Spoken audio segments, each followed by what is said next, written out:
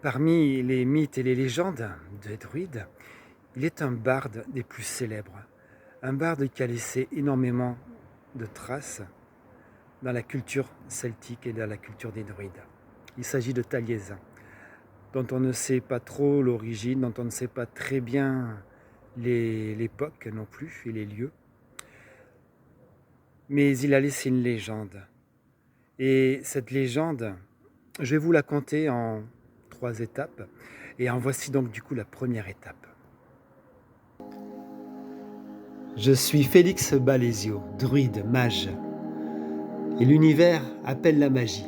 La magie appelle ses magiciennes et ses magiciens. Si tu entends cette vidéo, tu es appelé.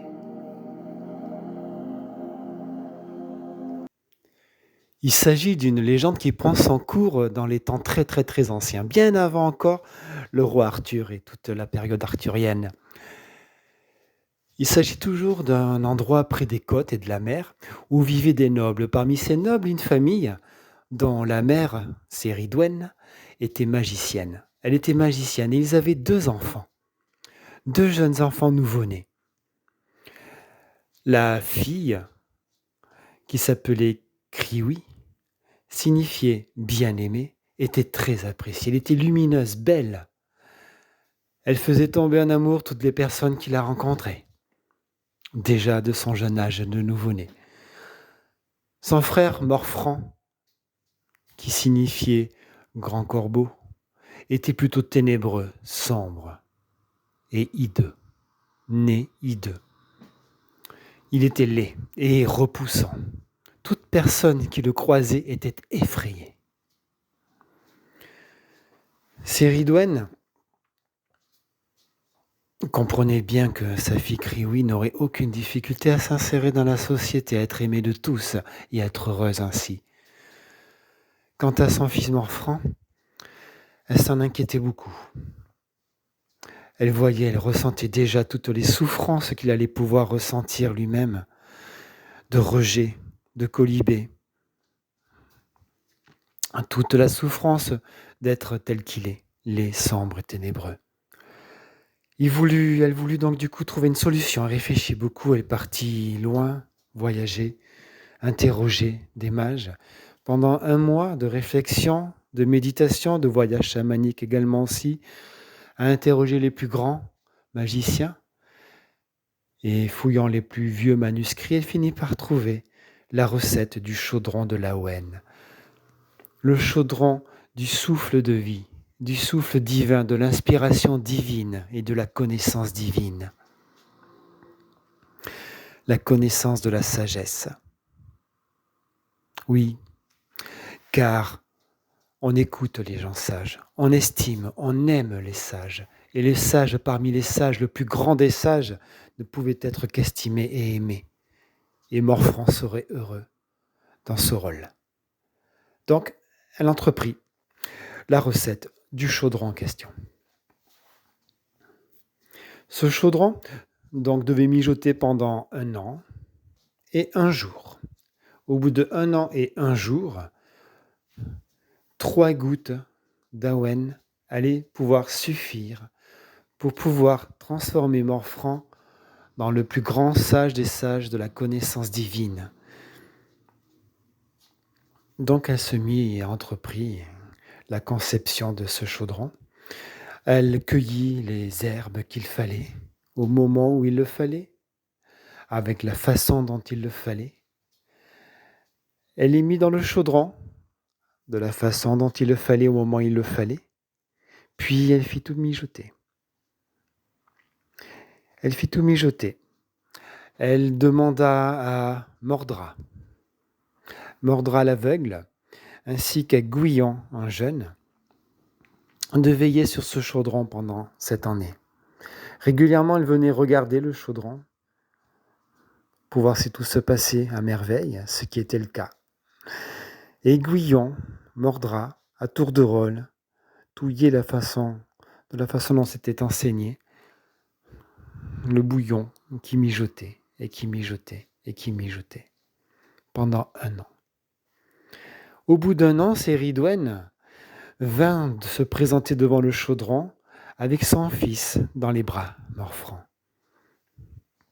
pour attendre les dernières 24 heures. Et dans ces dernières 24 heures, elle berçait à un moment donné Morfran. Et berçant Morfran, elle finit par se bercer elle-même et s'endormit dans un fauteuil.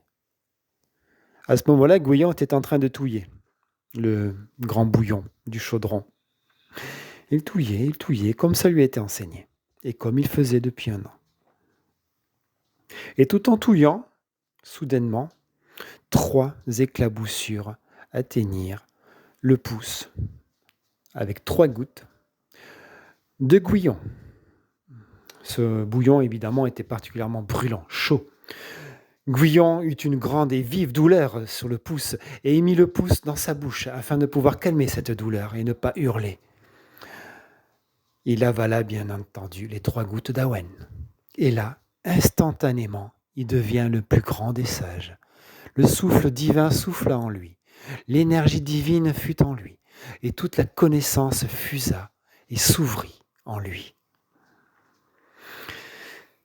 Dans cette nouvelle connaissance, il comprit très vite et il sut très vite que s'il restait là, il allait mourir des mains de Céridwen, qu'elle était très furieuse et en colère.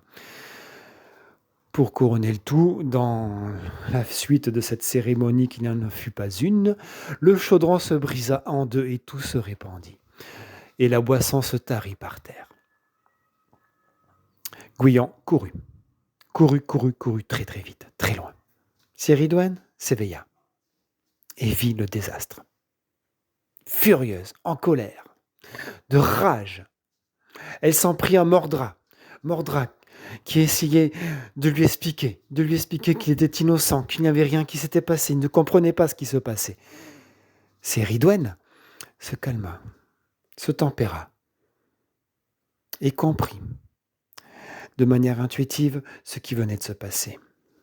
Elle se connecta de sa magie et de ses connaissances à Gouillon et comprit vite où il était.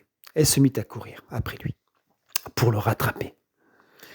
Gouillon, comprenant vite ce qui se passait, sentant vite la rage et les menaces de mort qui pouvaient planer sur lui, se transforma en lièvre de sa nouvelle connaissance, et en lièvre de manière à pouvoir aller beaucoup plus vite.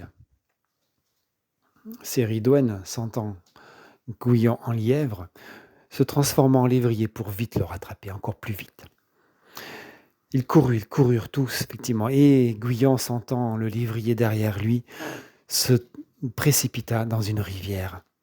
Dans la rivière, il se transforma en saumon et joyeusement se mit à nager dans l'eau. C'était agréable, c'était bon, mais il nagea vite, très vite, dans l'émotion et la frayeur de la menace de mort que Céridwen lui donnait, derrière à ses trousses. Céridwen, voyant cela, se transforma en loutre à son tour, en loutre pour courir après ce saumon et happer ce saumon.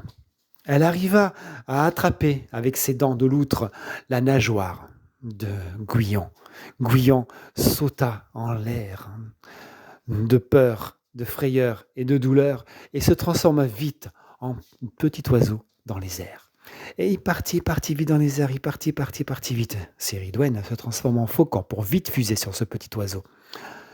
Et là, le petit oiseau Gouillon vit soudainement un tas de grains de maïs sous lui. Il fusa vite et se laissa vite tomber dans ce tas de grains de maïs pour vite s'y cacher en se transformant en lui-même en grain de maïs.